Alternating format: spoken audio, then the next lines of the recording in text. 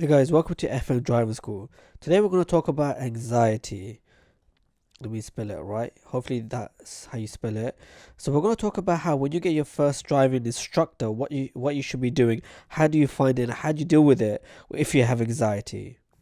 Okay, so let's take a student. So let's call her uh, Zara. Let's say that's Zara. Okay. So say hi to Zara. So now she's looking to get driving lessons. What we'll use a girl just in this example because I think girls are more likely to get anxiety than guys. That's not to say guys don't get it, but we're just going to use this girl as an example. So Zara, she wants to find a driving instructor. What are her options to find a driving instructor while she's got anxiety? So obviously there's a few options when you're finding a driving instructor. Let's put it down here. One will be through recommendation, so family and friends. Uh, Apologize for my spelling. Family and friends. Okay.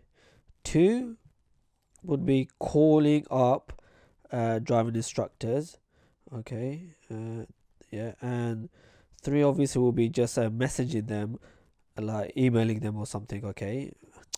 Why can I not spell messaging or emailing? Okay. So obviously, if she has anxiety, what is she more likely to do? She'll probably just go with her friends and family because she'll feel comfortable with the instructor. Would she call a driving instructor? Probably not. And we'll talk about the pros and cons of not calling a driving instructor.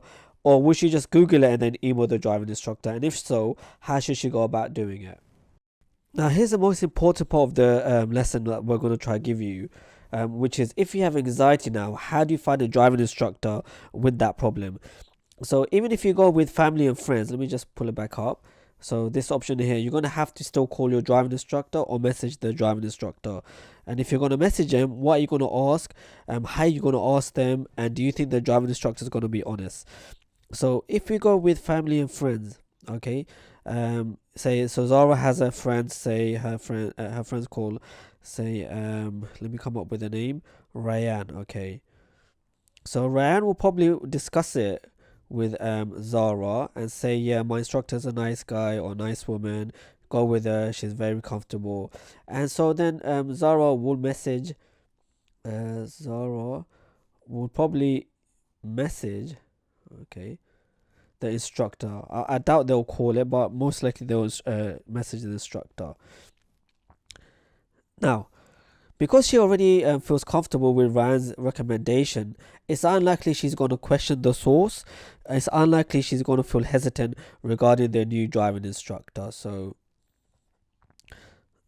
she's a happy bunny right now. Okay. Um,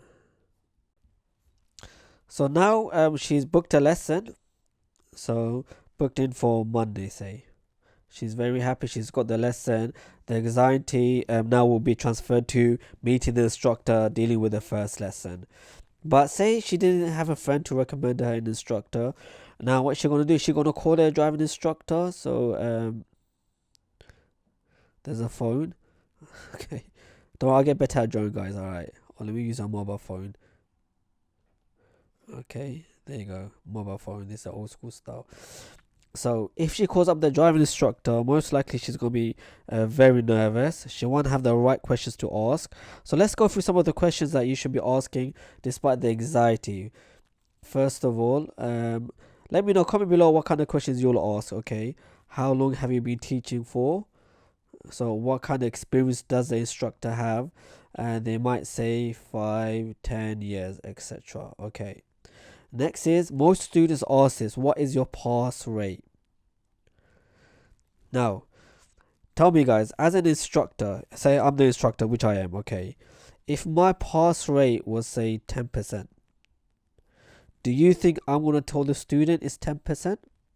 Absolutely not, okay? An instructor will not do that, okay? Don't forget, instructors, we're here to make money as well as teach, but it's our job. So they're gonna blag it. They're gonna make as many excuses. They're gonna be a salesperson. They're gonna say our pass rate is 90%, and therefore making Zara happy and content. Okay, so Zara now is gonna believe the instructor, and she's still shy and naive, so she's gonna believe it without questioning it. Or the instructor might say, in my last 5 tests, okay, 4 have passed out of the 5. So calculate that. That's 80%. Yeah, 80% pass rate. Okay, again, sounds very promising, very convincing. So you won't really fully know what a pass rate is. Okay, what other questions would you ask? Obviously prices. Okay, let's number 3. How much do you charge? Okay, how much? Again, so if the instructor can like tell that you're quite nervous over the phone, he might try to take advantage by overcharging. Okay, they might say, maybe they charge, say, £30. 1 second, sorry. So say the instructor charges normally £30 per hour. Okay, but over the phone they can hear you're slightly nervous, so they're going to bump up to, say, £35 per hour. Okay, and you, the student, you're too shy to ask, but my friend, she pays £30. Why are you charging me 35? Maybe Zara knows about Ryan's payment. Or maybe in the local area everybody charges 30. Why are you charging 35? And he's gonna or she's gonna come up with an excuse. Now we've moved up our prices, etc., etc., and they're gonna try hustle Zara because she's quite nervous student. So these are a few questions that you might ask, and so I would say is try to be confident, try to be firm, and if you don't want to call, let's go through how you're gonna deal with them by messaging. So let's move it down. If you were to message, you'll probably ask similar questions. What area do you teach in? Prices. Prices. When can we start? Again, this is quite important because you don't want to be pushed to the back. Instructors were very busy. We're fully booked. So it's important, if you really want the lessons to be sooner, ask the instructor, can I start very soon?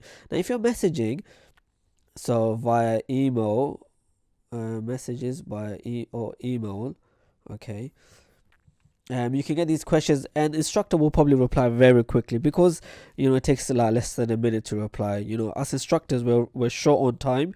Taking phone calls can be a bit more longer for us, but the advantage of taking phone calls, okay, pros, is that you get to hear the instructor, feel what he's like. You get to see what he's like through his, just talking to you, by conversing with you. You can see, or maybe sense a sense of, is he an honest guy? Is she an honest guy? A disadvantage is obviously they could be blagging it like mad. Okay, so they're blagging it.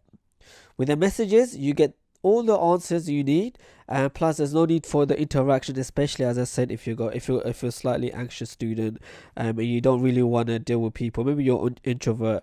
So this is one way of dealing with it, by messaging. I think messaging is perfectly fine. As an instructor, when I get messages, I can reply to a lot more quicker. You get all the answers you need, and you don't need to hear you don't need to hear me. You don't need to be like scared, like talking to a stranger. Okay, so that's one thing. Plus, okay, I'm honest guy. I know I can say that because I'm honest, but obviously it's for other people to judge. But plus, you won't get people who are dishonest to blag it to you guys. Okay, so that's why I would say maybe emailing if you're an anxious student. Okay, watch episode 2 where we go through what happens in your first lesson if you're quite anxious person. Okay, so again, I'll get better at drawing and writing. This is my first episode of teaching, or teaching through a diagram like this. And this is our first student. Her name is Zara. We'll have a guy next time as well if I can.